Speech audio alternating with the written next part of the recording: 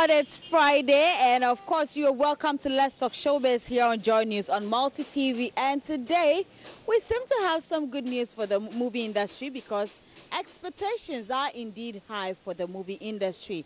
And I'm sure you would like to hear the latest on Dolores Frimpong-Manso delay. Today, she's not interviewing someone, but we are interviewing her, and she's been talking about finding a man. Yes, and for musicians, there's an opportunity for you from, of course, one of the biggest telecommunications giants, that's MTN. It's a partnership, so wherever you are, tell a friend to tell a friend that there's something good for the music industry. I'll be here to bring you or give you all the details right here on the show. My name is Doreen Avio, and we are doing this right here at One Corner inside Kokumlimli. Let's Talk Showbiz. Now, if you just tune in, this is Let's Talk Showbiz here on JoyNews on Multi TV, and my name is Doreen Avio, and we're starting with movies. So, as I mentioned earlier, last year was indeed a sham for the movie industry, and for most of them, 2019, of course, is looking good for them. One person who's been talking about the movie industry looking good is actress Amakea Bebrese. You know, she was in Ghana.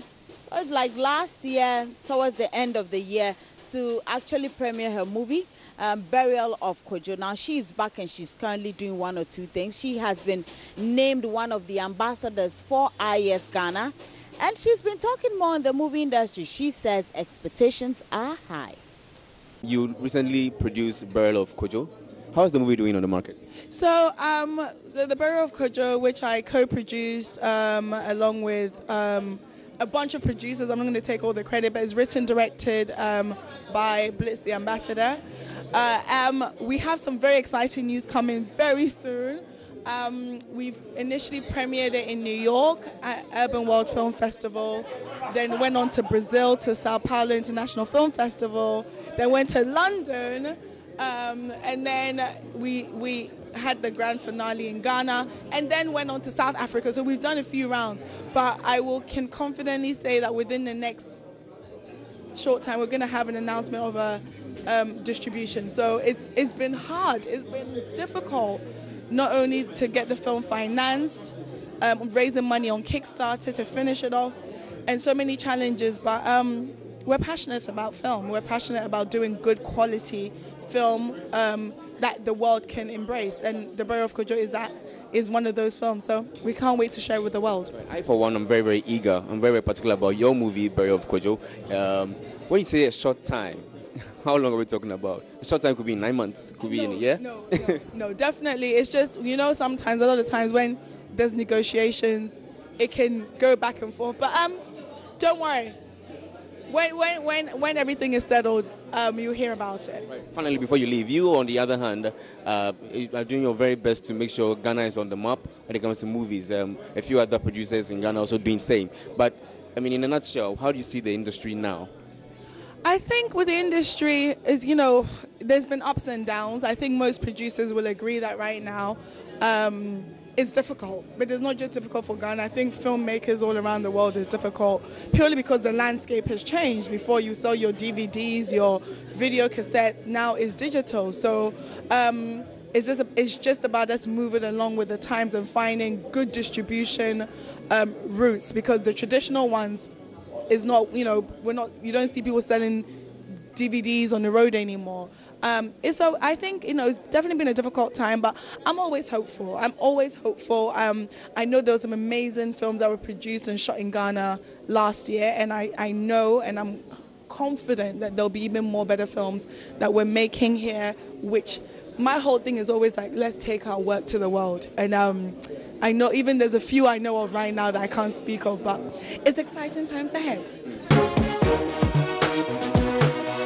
Let's Talk Showbiz. It's looking good because we are so excited and we just can't wait for it. If you know or you did not know, actress Yvonne Nelson is already getting ready to premiere her movie in February, so you can imagine what will follow after that. But still on acting though, actress Nikki Samonas is in the news, and you know how it is. Yes, she's been acting, she's been a TV host, But for some time now, she's not really doing TV. We haven't seen her lately on the screens, but she says she's doing a lot of productions, and one of them has to do with a cooking show she's coming up with. I never stopped acting, that's one. Two, it wasn't journalism, you're right, it was TV production. And that's because I studied TV production. That's what I did in university. I don't know how, somewhere, I always end up in front of the camera instead of behind the camera. So I would say I'm blessed with both worlds because I happen to have knowledge about both productions. And so I haven't stopped. I'm still doing it. I'm still enjoying my TV production skills because I learned it in school. And I'm seeing how best I can combine both. So what's up next from Nikki Samanos? I'm about to shoot my season 2 of my cooking show, which is called Say It With Food. There's a movie coming out. I can't tell because I am not allowed to, because the producers, they're the ones in charge of the movies. But there's something coming out. And then there's a TV series also coming out. As for the TV hosting, so that's my the cooking show, Say It With Food. Let's talk showbiz. And now Dolores Frimpong Mansi, we all call her Delay. She's a TV host, she's a businesswoman, and I don't know what she's done wrong though, I don't know what she's done bad, but she says that this year, which is 2019, she is hoping to become a better person. I don't understand why she said that, but I'm sure she has a reason. Let's take a listen to this interview. I've had my foundation for about 8 years or 9, but my attention was not there. I have to be sincere. I've registered and everything, but I've not done anything at all about it. So I think there was more of a ripple effect after the IES.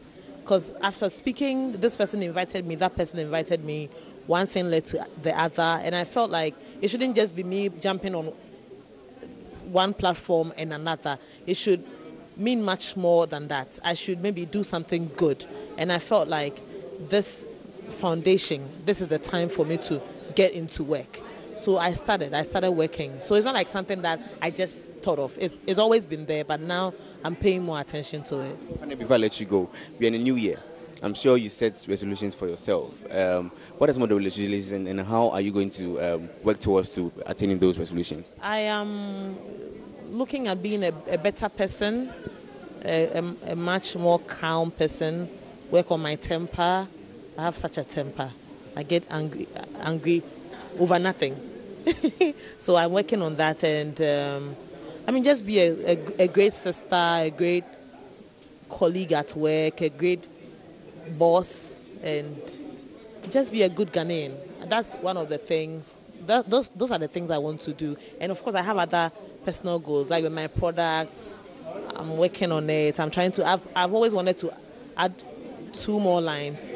I touch on it, I stop, I touch on it. But now I've finished the design, I've done the registration, so I'm trying to add some new lines. I think the mackerel and the sardine, they're doing well, so I can move on to another thing. And maybe find a man.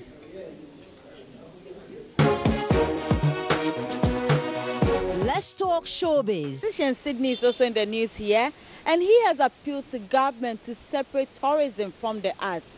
He's of the opinion that there's too much emphasis on tourism, and for him, maybe when there's a separation, maybe focus will be on the other one or the other one. Somehow it will help. But he's not the only one who said this, though. But it is an appeal he has raised, and he wants government to do something about it. I think combining tourism and creative art as something that the president needs to look at. Because, tourism is taking everything from the creative art. Tourism is big. And, they're pumping a lot of money into tourism, neglecting the creative art. So we'll plead with the president to separate the two. Put the tourism somewhere, then let's have the creative art too, so that, they can really look at us. You think we can manage it? Yeah. For now, tourism is taking everything. Tourism is overshadowing creative art and all that. So let's find a way and we had separate a Freemas. They are pumping money into the creative art sector and all that. You think it's not enough? No, I don't think it's enough. They should separate the two ministries. There should be tourism. Tourism is broad, it's big. It has its own problem and all that. Let tourism be tourism. Let creative art be creative art. God knows when to hide you. He knows when to release you. Jano, when the time is due.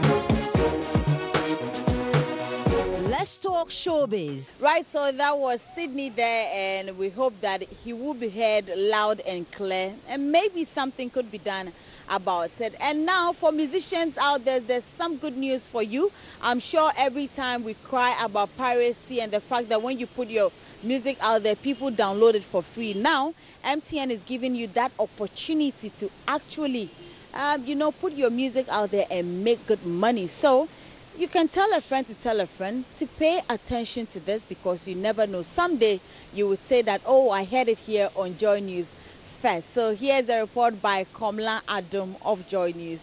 I tell them I don't go to do the work without the pay. Arts, when properly marketed, can be a huge source of revenue locally and internationally, entertainment watchers will tell you. But for many decades, some creatives and other entertainers have not benefited much from their talents. Typical instances here in Ghana: many of Ghana's musicians of old have died in penury. Some turn to public support to foot some medical bills and the like. Well, as part of efforts to streamline the distribution of music and other creative works, Ghana's largest telecommunications company, MTN, has partnered a local music marketing app to ensure musicians earn the required revenues from their music. Senior Manager, Product and Services at MTN, Bless Gojo, during the first MTN Digital Music Conference in Accra, revealed music audiences will now have the opportunity to purchase music via mobile money or even use airtime to stream music on the Aftown platform. MTN has taken over or has acquired a company called Simfy, for example, which is to take music distribution to a different level. These are different models that we are bringing into the market that will help our customers to be able to consume music at a price that is convenient for them and how they would want to consume it. A lot more people have access to mobile money or airtime as against other payment channels. So we come in also in collaboration within the partners that we brought on board to provide a subscription model where you can use your airtime or you can use mobile money that almost everybody in Ghana have access to. He added the move by the network giant is to augment other platforms like MTN Music, MTN Play and the like to extend the reach of music to the remotest of areas in the country. We also brought together a local, fully owned Ghanaian company that distributes music. And so these are the opportunities that we are creating for the artists, producers and managers for them to be able to take advantage of these opportunities and then build a footprint that can cut across all our 22 operators or more in the country. We have over 200 million subscribers as MTN that if we are able to help upscale the artists and their producers and the whole ecosystem, they will be able to take advantage of this number of subscribers that we have within the MTN group. Mino, founder of a local digital music marketing platform, Aftown App and Music, Jefferson Seniaja, says since the creation of the app, several artists in Ghana have earned thousands of revenue by subscribing to get their music on the platform. Almost 2 years now, we've been generating revenue for almost all the biggest artists in Ghana, and we will continue to do that come years. You sign up is only 2 steps, email and password. Once you sign up, you top up your account using mobile money. You go and look for your favorite artist. A single can even go for 50 pesos, as cheap as 50 pesos or even 1 cedi. And that's what I even tell musicians all the time. Just imagine you have 5,000 followers on Twitter. Now, imagine turning those 5,000 followers into revenue, and every follower buying your single for just 1 cedi. With that, you can even pay for studio time. You can use that to pay your bills, whichever thing. So I want Ghanaian artists to start thinking differently when it comes to music. That it's not just hyping stuff on social media. It's not just talking about having so many followers, but using these followers to generate funds locally. The Ghana Music Rights Organization, GAMRO, which for years has been berated for not being proactive, believes it is time for artists to properly assign roles for all members of their creative process to allow for proper monitoring, fee negotiation and royalty earning. Jonathan Kujo is with GAMRO. Where you find an artist going to perform in National Theatre, for instance, and he's charged a fee. The fee is just for your performance. You understand? GAMRO goes in to charge for the composition, the publication, and all the rest. And yet the artist will say, oh, forget about GAMRO. you are losing those revenue streams. Right, so it's been a good news for the musicians and, of course, the music industry. And this is where we wrap it all up on today's edition of Let's Talk Showbiz here on Joy News. I'm Doreen Avio. It's a weekend. Do well to make the best out of it. And remember, I'll be back here same time on Monday here on Joy News on Multi TV. The name is Doreen Avio. Have a wonderful weekend.